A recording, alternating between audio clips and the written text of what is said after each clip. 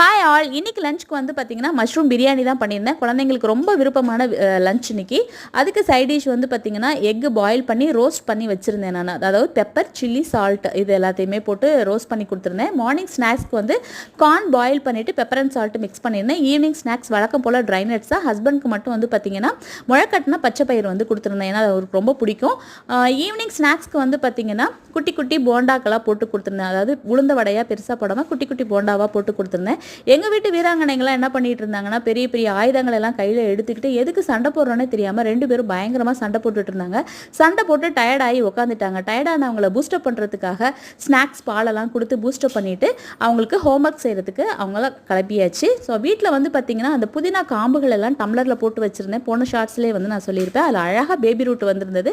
அது எல்லாத்தையுமே ஒரு பாட்டில் வந்து ட்ரான்ஸ்ஃபர் பண்ணியாச்சு. ஸோ அழகாக க்ரோ ஆகிட்டுருக்கு. ஸோ வீடியோ பிடிச்சா லைக் பண்ணுங்கள், சேனலை சப்ஸ்கிரைப் பண்ணுங்கள். பாய்.